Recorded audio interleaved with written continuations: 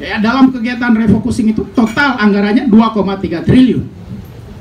Tapi sebagian besarnya, detailnya saya tidak pegang data. Sebagian besarnya saya perkirakan itu dijadikan sebagai mega silpa. Dalam APBA 2021 direncanakan silpa senilai 2,88 triliun. Tapi melihat realisasi akhir tahun bisa tembus 3 triliun. Bayangkan hak rakyat Aceh yang harusnya ditunaikan pada tahun 2020 itu ditunda-tunda oleh pemerintah, disimpan, disaving untuk kepentingan elit politik, dijadikan bancakan. Jadilah kemarin terdengar ada pokir 2,7 triliun. Realnya ya mereka lah yang tahu. Tapi itu keadaannya. Pemberdayaan ekonomi untuk anak muda. Pemerintah pusat, ya kita berterima kasih pada pemerintah pusat. Itu ada bantuan modal usaha untuk UKM 2,4 juta per unit usaha. Harusnya pemerintah Aceh membackup itu. Yang tidak terima dari pemerintah pusat disalurkan dari APBA yang pagunya sudah ada 200 miliar. Ini juga tidak dilakukan. Nah, pada saat yang sama pemerintah memberikan hibah untuk OKP. Ada kontradiksi seperti yang disampaikan oleh Munzir. Ada kontradiksi. Padahal itu sama-sama kewajiban pemerintah.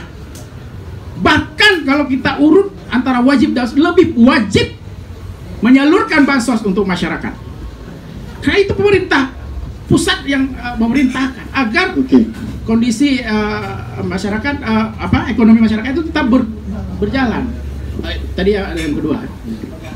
Jadi yang kita soal tadi kontradiksi bahwa pemuda tidak memiliki sensitivitas, tidak memiliki sense of crisis.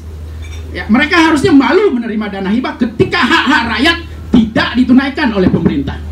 Mereka harusnya memboikot. Kalau untuk rakyat belum disalurkan, kami juga tidak mau terima. Harusnya mereka punya sensitivitas itu. Itu yang diharapkan oleh kawan kita Munzir. Yang kedua tadi soal apa yang akan dilakukan. Saya pikir kalau kita ya tidak banyak yang bisa kita lakukan. Sudah kita publis, sudah jadi pembicaraan di publik. Ya, yang bisa kita harapkan ya lembaga-lembaga yang punya otoritas untuk mengaudit, ya, misal BPK dan BPKP itu bisa melakukan audit investigasi. Kenapa harus audit investigasi? Ada indikasi-indikasi tadi. Ya, kegiatan-kegiatan yang mungkin hanya menghabiskan uang 15 juta mau dilaporkan 100 juta. Indikasi itu kuat, kita punya banyak dokumentasi foto-foto kegiatannya. Ya, itu harapan kita ya ke depannya. Kemudian saya klarifikasi soal tadi Miswar, saya tidak menyebutkan bahwa seluruh pemuda kapasitasnya itu atau kompetensinya itu. Yang saya sebutkan adalah pemuda OKP ya. Jadi saya batasi di situ. Ya. Banyak yang harus kita akui bahwa kompetensi pemuda di era milenial ini luar biasa. Ya, mereka tidak masuk dalam OKP, tapi mereka duduk di warung kopi menghasilkan uang dari media digital yang mereka miliki. Banyak itu yang punya kapasitas itu. Kemudian soal lembaga dari 100 itu adalah SK hibah Bapak Gubernur. Artinya lembaga-lembaga yang tertera itu sudah mengajukan proposalnya. Kalau tidak mungkin masuk situ. Soal tidak mencairkan, yaitu kembali ke lembaga-lembaga yang ada di SK tersebut. Ya, jadi seperti itu.